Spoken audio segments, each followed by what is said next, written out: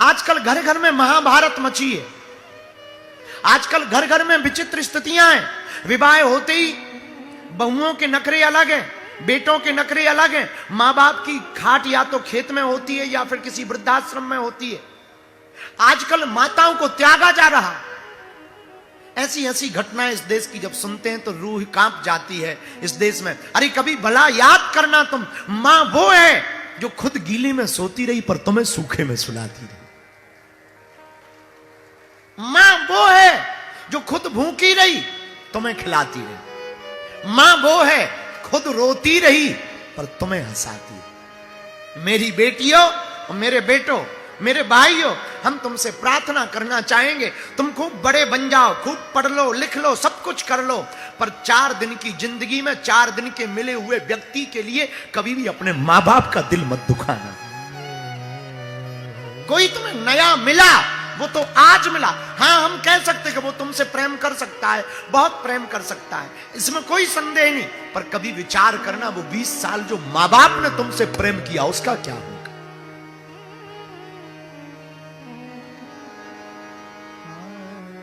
हमने माना कि मोहब्बत बुरी नहीं है। हमने माना कि मोहब्बत बुरी नहीं है, पर मां बाप से ज्यादा जरूरी नहीं है। मां बाप से ज्यादा तो जरूरी नहीं है। मोहब्बत बुरी नहीं है, पर मां बाप से ज्यादा जरूरी नहीं। मां बाप से बड़ा कोई नहीं है। आप बुरा बुरा मेरे पागलों, कभी विचार करना, मां वो होती है लाखों कोसों दूर बेटी या बेटा रहे, किसी को चिंता हो या ना हो, बाप सो जाएगा पर मां रातों भर जग करके भगवान को प्रार्थना करेगी। वो खबर लेगी, कभी इधर से पूछेगी, कभी उधर से पूछेगी, वो पूछेगी। कोई बेटा कितना भी खराब हो, दिन भर गालियां बके, लेकिन रात को मां थाली लेके आई जाएगी, बेटा भोजन कर ले। बेटी कितनी भी बेकार हो, उल्टा सीधा बोल दे, लेकिन वो भोजन लेके आई जाए। अब बुरा ना मानना, बड़े खुशनसीब होते हैं जिनकी मां होती है। बड़े खुशनसीब होते हैं जिनकी मां होती है, और वो और खुशनसीब होते हैं जो मां बाप की सेवा करते हैं। तो जितने भी आज की कथा में बैठे, हम तुमसे प्रार्थना कर, हमारे जीवन में तो मां का बहुत बड़ा रोल है। बहुत से लोग हमको मिलते हैं कि आप मुस्कुराते रहते हो हमेशा, हमें हर परिस्थिति में।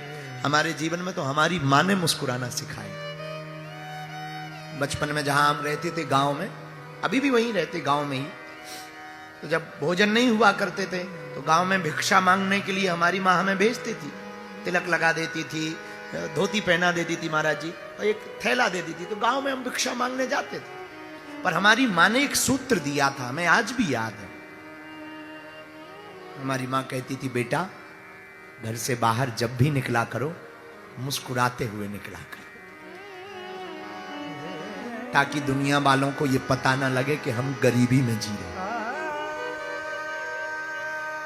या हम भूखे जी रहे।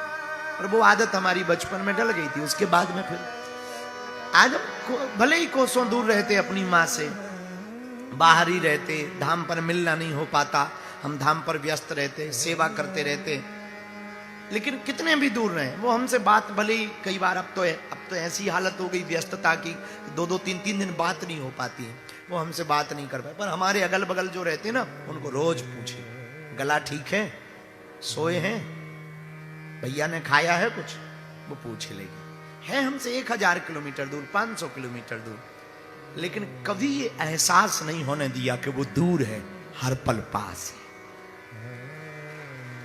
मां का जीवन अद्भुत होता है, इसलिए हम प्रार्थना करेंगे तुम सब कुछ बन जाओ, कलेक्टर बनो, एसडीएम बनो, पढ़ो लिखो, खूब सब कुछ करो, पर कभी भी अपने मां बाप को मत भूलो। हमको एक घटना बहुत झंझोर देती है, एक सत्य घटना बहुत झंझोरती है।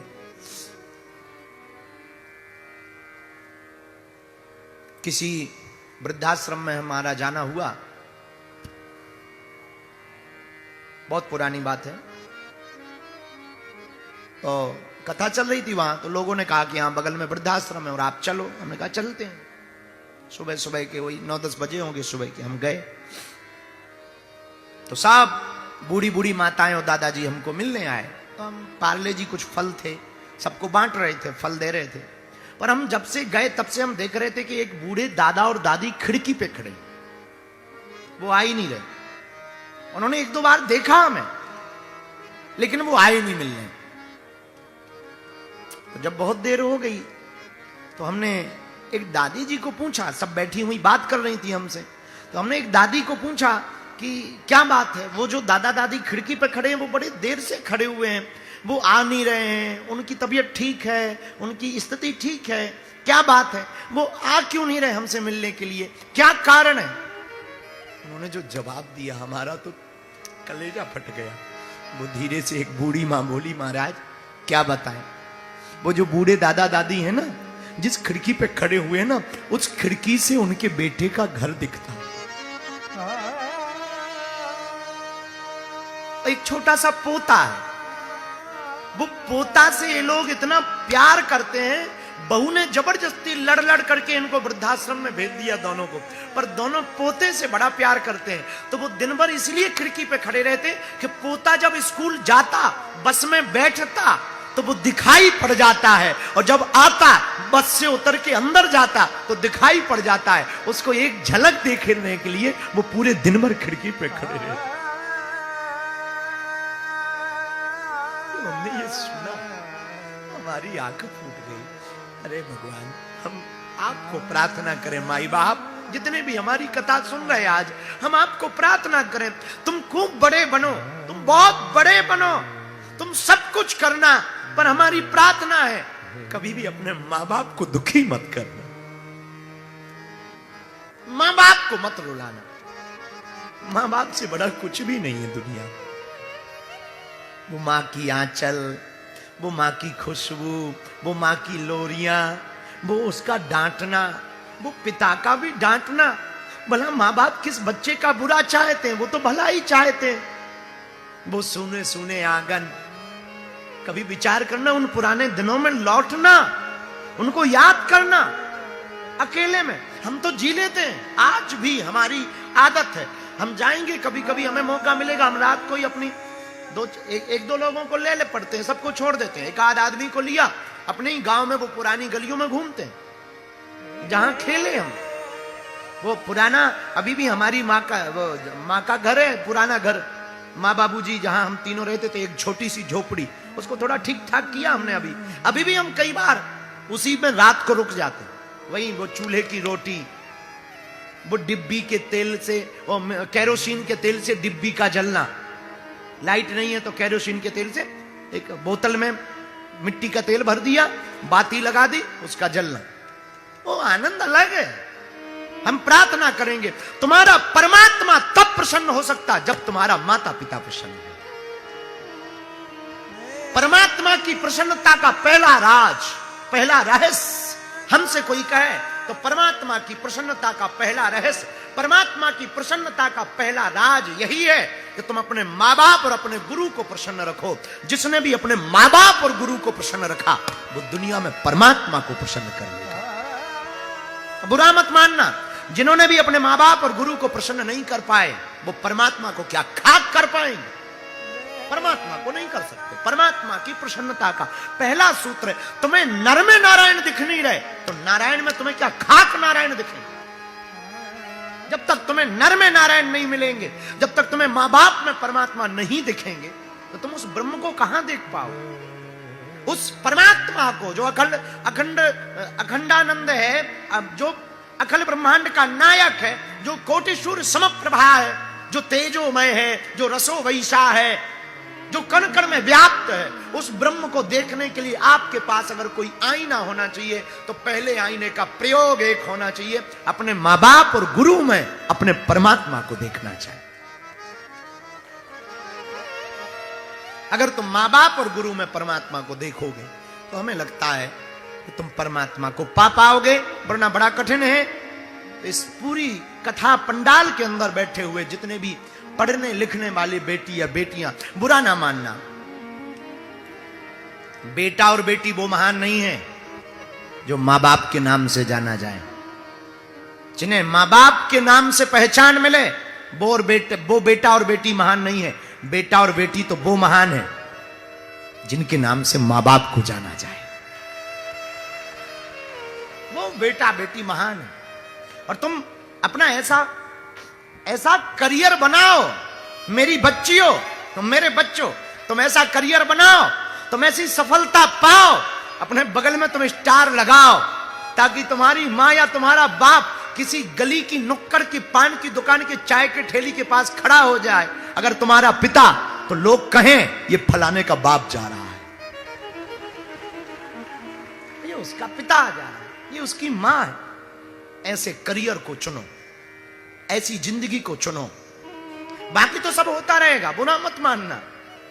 तुम्हारा मां बाप तुमको, तुम्हारे पिता तुमको पढ़ाने के लिए रातों भर खेती करते हैं, रातों भर पानी लगाते हैं, मजदूरी करते हैं, दिन दिन भर अपने बॉस की बातों को सुनते हैं, नौकरी करते हैं, सिर्फ इसीलिए कि हमारे बेटा और बेटी पढ़ ले, 4 पैसे कमा पाए। और तुम मॉडर्न जमाने के नाम पर, पिक्चर के नाम पर, फ्रेंड सर्कल के नाम पर ऐसे उड़ा देते हो। कभी विचार करना, उस पिता को जब पता लगेगा तो उसका हृदय कितना छलनी नहीं होगा। मां बाप से बड़ा कोई नहीं होता, इसलिए फिर हम प्रार्थना करें, मां तो आखिर मां होती है। बड़े खुश नसीब होते हैं जिनकी मां होती है। मां तो आखिर मां होती है, बड़े खुश नसीब होते हैं जिनकी मां होती है। तो मां सती जब गई तो सब मिले मां सती को, पर प्रेम पूर्वक मां सती को कोई मिला तो गोस्वामी जी की लेखनी कहती, सादर भलहि मिली के माता, भगिनी मिली बहुत मुस्काता। सादर भलहि मिली के माता, भगिनी मिली बहुत मुस्काता। श्री राम जय राम, जय जय राम, श्री राम जय राम, जय जय राम। गाइए, श्री राम जय राम, जय जय राम, श्री राम जय राम, जय जय राम। आगे माता सती ने मां को मिली, पिता को भी मिली, पर पिता का ठीक से स्वभाव नहीं देखा। यज्ञ की तरफ गई, यज्ञ में सब देवताओं का भाग अलग अलग रखा, स्थान अलग अलग रखा। भगवान शंकर कतहु न दीख संग भूकर भागा, कहीं भी शंकर जी का स्थान नहीं देखा। तो सती जी को थोड़ा क्रोध आया, और क्रोध आना भी चाहिए, क्योंकि पति के सम्मान में पत्नी का सम्मान है, और पति के अपमान में पत्नी का अपमान है, ये सिद्धांत है। तो अब सती जी को क्रोध आया, और उन्होंने सोचा कि हम वापस जाएंगे तो भगवान शंकर मुस्कुरा करके भोले बाबा कहेंगे, आओ दक्ष कुमारी, हम इनके नाम से जोड़ेंगे, हमारा मजाक बनाएंगे, इससे अच्छा है प्राणों को त्याग देना चाहिए। तो क्रुद्ध हो गई, होंठ फड़फड़ाने लगे, आंख लाल हो गई। मारे क्रोध के माता सती ने अपने पिता को ही खूब भला बुरा सुनाया कि आपने भला नहीं किया, ठीक नहीं किया, भगवान विश्वनाथ के भाग को आपने नहीं रखा, उनका सम्मान नहीं दिया, अपमान किया। अब मैं वापस नहीं जाऊंगी, मैं जाऊंगी तो मैं एक शिवद्रोही की बेटी कहलाऊंगी, इसलिए मुझे जीना नहीं है। अब तुम्हें बहुत पछताना पड़ेगा पिताजी, पिता कहने लायक भी नहीं हो।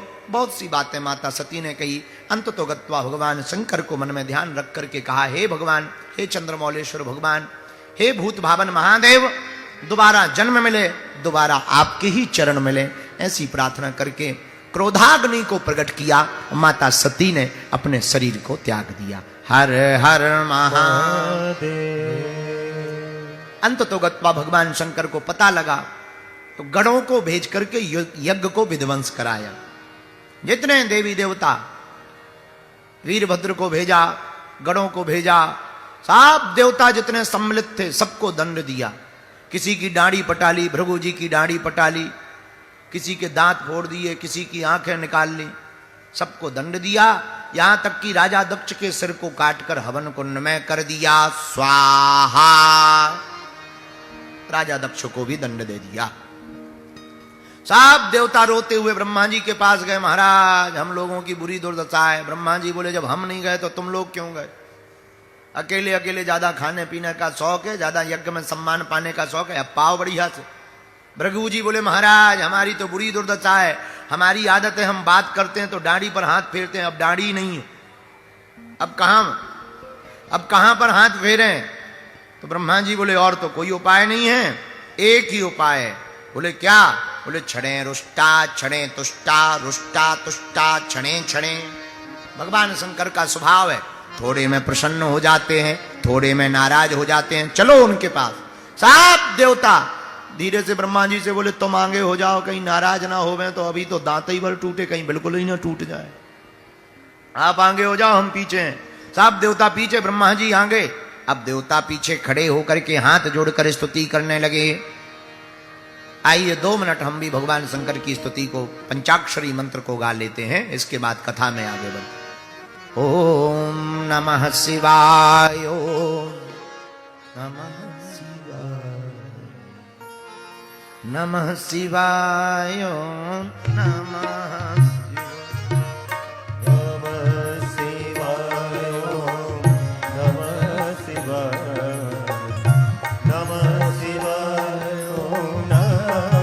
आइए दोनों हाथ उठा करके नमः शिवाय, ओम नमः शिवाय, नमः शिवाय, ओम नमः शिवाय, ओम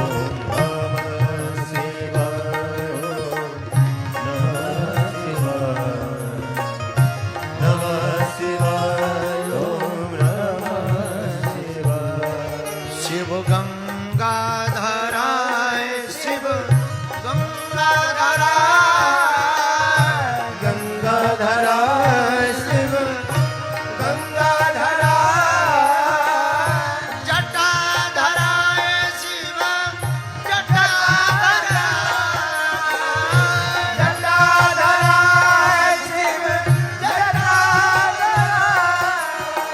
नमः शिवाय, ओम नमः शिवाय, हर हर भोले नमः शिवाय, नमः शिवाय, नमः शिवाय। गाइए गाइए गाइए, हर हर भोले नमः शिवाय, नमः शिवाय, ओम नमः शिवाय, नमः शिवाय, नमः शिवाय, हर हर भोले।